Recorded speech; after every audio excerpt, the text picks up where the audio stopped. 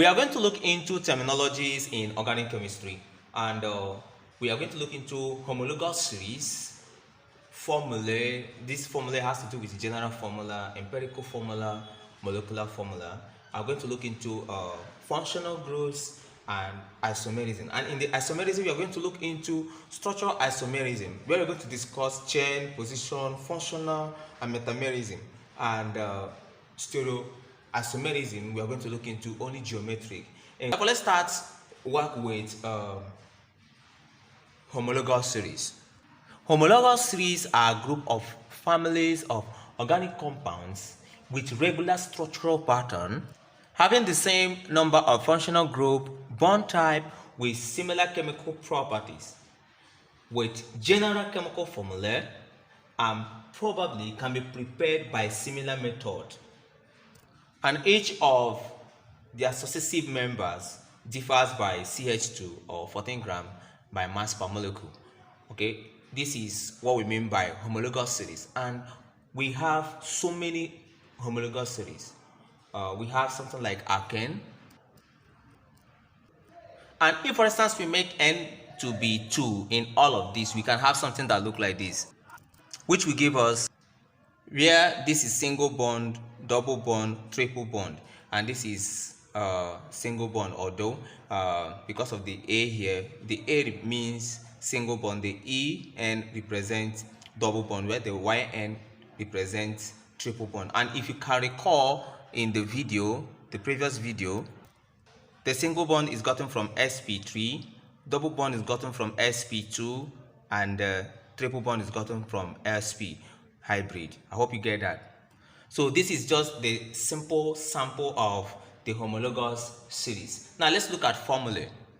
When we talk about formula, we are actually discussing the shorthand that the chemists use to represent the compounds they are talking of, which are, there are at least 4 types of chemical formula we use. We have general formula, we have empirical formula, we have molecular formula, and we have structural formula.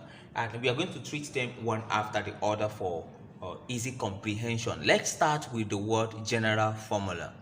When we talk about general formula, we are actually looking at that particular formula that all the group members have in common.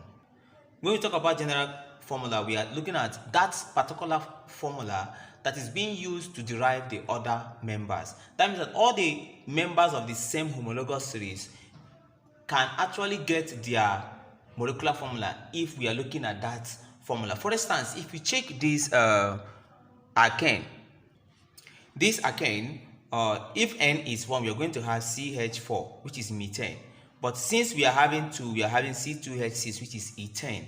We are still going to look into them when we go down to their own compounds or their homologous series. Example of general formula include that of alkane. We can also look into alkenes. We can still talk about the alkynes. So from this, we can get many of the members here. Although alkene and alkyne does not have n equal to 1, but from this we can actually get the other members like ethane, ethyne, ethene, propene, propyne, propane. We can get all of them. Let's look at empirical formula. Empirical formula is that formula that represents the simplest ratio of the different atoms present in a compound. For instance, we can have CH to represent both ethyne, at the same time represent benzene. If you look at it, CH represents ethyne and CH also represents benzene. So if you look at this, if you divide this thing by 2, we will have CH. If you divide this by 6, we have CH. This CH now is what we mean by empirical formula. Then what do we mean by this C2H2, C6H6? We call it molecular formula. So this C2H2 is molecular formula. That means that this C2H2 represents the actual whole number of different atoms, which are carbon and hydrogen, present in this substance ethyne per molecule. Hope you get that. These what different atoms can be C and H. So we can have something in this nature. Another way of representing chemical formula or formula is using what we call structural formula. I'm still going to make use of this ethane and benzene. Now you're going to see the different way ethane is being represented by structure or spatial arrangement and benzene differently. When we look at the word structural formula, we're actually trying to look at how do we present these atoms that are present in the compound, either using the two-dimension or the three-dimensional representation. It is actually from this structural formula that we can predict or identify the homologous series one, and at the same time identify the functional group that are present there. And we can still go ahead to look at what can be the number of branches found in the longest straight chain. I think we can get that from looking at the structural formula. If we are still working with the ethane and benzene, we are going to have something in this nature. If you look at ethane, per molecule, it has one triple bond. Now let's look at benzene, how the structure look like. We can represent benzene like this, we can represent it like this, but the best way to represent it is this, and this is what we know as Kekulé structure. Okay, now we are done with the structural formula. You can, as we go on, you start to see each of them. You know you will be able to identify them easily. So let's go for functional group. In organic compound, there are always these special atoms that are present in them that help us to determine the chemical properties of that compound. And we normally call those compounds the functional group. There are so many of them, but we are only going to work with few here for us. Remember, in my writing of organic compound, I assume that the hydrocarbons, their functional group can be represented by the E. That is what I assumed. It does not mean that it is well accepted by the chemists, but I use it so that you can be able to follow the format of naming of the compound. Now, the functional groups we have that we are going to make good use of in our studying of chemistry are as follows.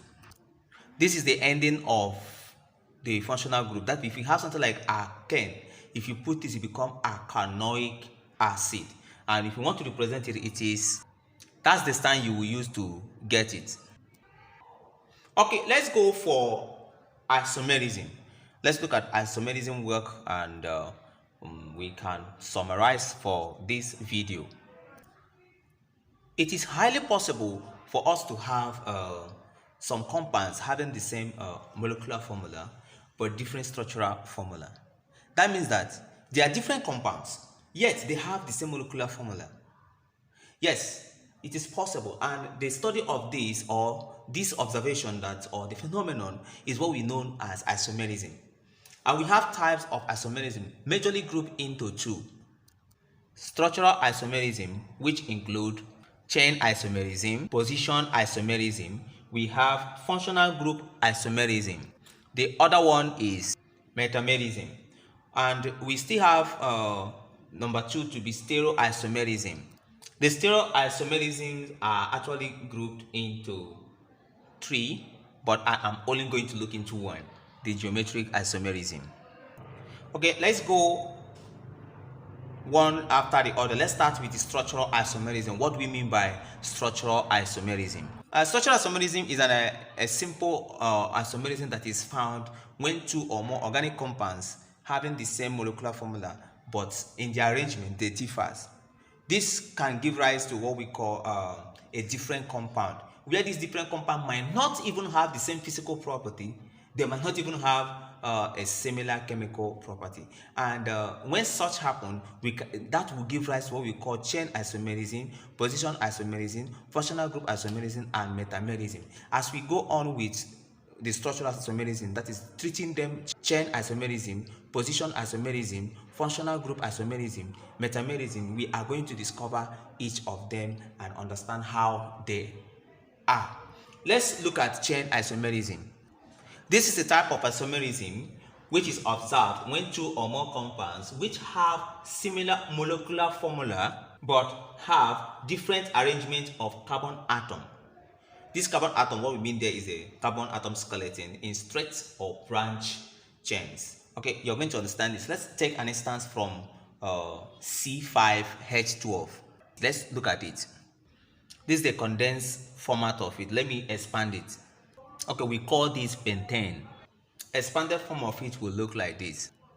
This is actually called isopentane or 2-methylbutane. The other is a neopentane. A more condensed form of this is, if you want to expand it properly, we have. Now, if you count all the number of hydrogen here, you are going to see that it is 12. And if you count out the number of carbon there, it's going to know it is 5. Yet, each of them are different compounds. If you check from their name, you notice that they are different compounds. This will have a higher melting point, followed by this, and this will be the lowest melting point. The number of branches a compound has reduces its melting or boiling point. And the chemical properties, if we are looking at the chemical properties, this will do better than this, and this will do better than this, because this is going to be more like a gas compared to this, because you know it's having a lower melting and boiling point. And same with this. That means that if it is like burning, this will burn faster than this, and this will burn faster than this. That is how this work with. They are of different compounds, even though they are in the same homologous series. All of them end in ANE, that is N, which is alkane. Yet they differ because of their branches they have, the type of branches they have over here. Let's continue with position isomerism. A type of isomerism in which the compounds have the same carbon skeleton or arrangement and the same number of substituents of the same substituent, but different from each other in the location of the substituent on the carbon atom. So that means that we are going to have a different type of isomerism here. We can actually see that in alkanes too, but the major ones that we would like to make use of is going to be C5H13OH. Okay, this is of the same compound. This is of the same homologous series, the same functional group, but the position of the functional group is going to differ. Let's put them in practice. Let's look at this very, very carefully. If you look at the position of the OH, here is located at the extreme, or we can say at the carbon number 1. If you look at this is found at position 2, this is found at position 3, and the position of this OH determines the name.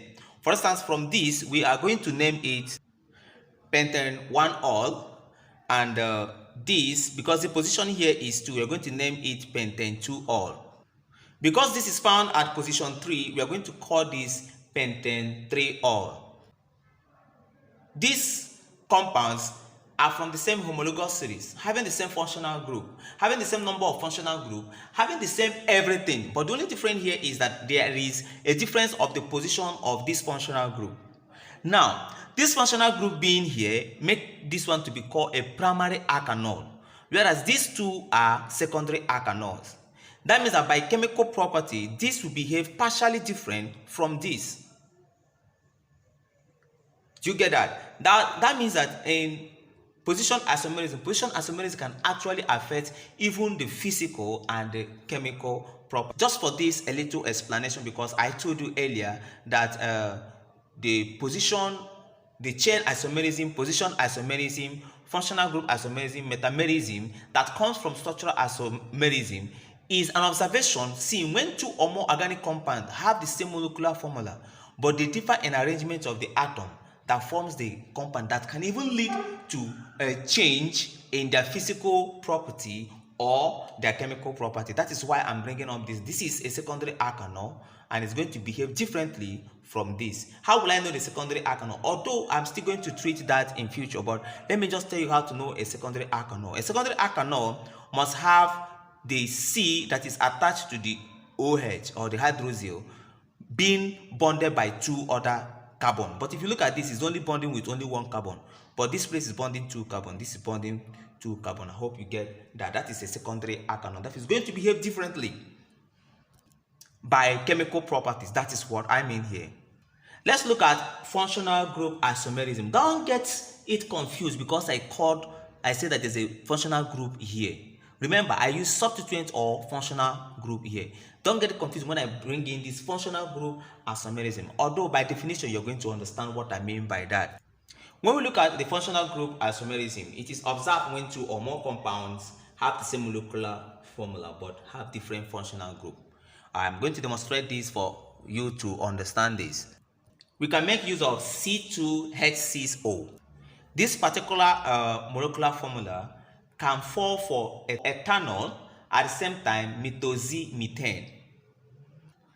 Let's go for metamerism. This is not popular. For you writing WAEC, NECO, JAM, this one is not even much popular for you to be stressing yourself, but yet I just need to give you example of a compound that appear in that form. This is a type of structural summary in which the alkyl group are on either side of the same functional group. Let me put up an example of that. We will have something that look like this. Ethyl ethanoate is an example, and this ethyl ethanoate has its own member that has the same molecular mass. I also have the same molecular formula, and if you look at it, the name is methylpropanoate. If you check the number of carbon here, 1 2 3 4 italics with this, 1 2 3 4 italics with this, number of oxygen 1 2 1 2 italics with this, and if you look at the number of hydrogen 1 2 3 4 5 6 7 8 italics with this, the same thing with this. And if you look at, they have the same functional group. The only thing is just that the CH3 are turned over this side, whereas this is turned over this side, and that gave them a different name. But let me tell you, why I couldn't ask you question on this, but it's just important that you just need to update your idea. Maybe you might be found in another place where they have interest on metamerism. Let's look at the stereoisomerism. Stereoisomerism is actually a special type of isomerism, and sometimes mirrors are actually used to explain it. For instance, if you look at my hands now, you will notice that these look like this, but in a real sense, this cannot superimpose here. It is not that easy. It's not perfectly the same, but they look alike. The same thing happens with your eyes, the same thing happens with your nose, the same thing happens with something that we call twins. They will look alike. Or the same thing happens when you look at the mirror, yourself and the person you see in the mirror. That is what stereoisomerism is most about. It is an observation that we see when we look at the different compounds having the same structural formula, but their spatial arrangements are always different. And we have geometric isomerism in them. We have conformational isomerism. We have configurational isomerism. In geometric isomerism, which is this one we are seeing here, has more to do with restricted rotation, whereas this has to be based on rotation, and this does not even care about rotation. I told you that we are only going to look into geometric isomerism and call it a day for this video, and I'm going to look into geometric isomerism. Assuming that I perforate here and perforate here and put a stick that is guiding here and here, it will look like this. They will look like this. Okay, and if I rotate this, I can actually rotate this since it's only one stick that is going. I can rotate this free will. If, for instance, I have this to be perforated here and here and here and here, you see that if I want to rotate this, it will also be pulling this to move. And if I want to go this way and this is going this way, it will not make any movement. We are going to be having a perfect resultance force of 0. Now, this is what happened in geometric isomerism. It's a type of isomerism observed in compounds of same molecular formula, but they have different spatial arrangement because of a particular point in their molecule that does not allow them to move. And this occurs in a double bond. In the single bond, as I demonstrated here, it is easy to rotate this without this one moving. But when we do it as double bond, If I rotate this must actually follow. Now, this is going to give us example of this geometric isomerism. To be frank with you, two of them will have nearly the same physical property. They will have this very much the same physical property. Two of them will have very much chemical properties. But when we come to polarization of light and some other properties, they may have different. It is called cis because they are sitting on the same side. It is contrast because they are transversal. I'm urging you to make sure you watch this video again. Don't forget to subscribe and don't forget to click on the notification bell for updates of this video that we are running on each course, and share the link with your friends and make sure that I get relevant and important in YouTube platform. Thank you very much for watching this video to this extent. Our next video is going to look into hydrocarbons.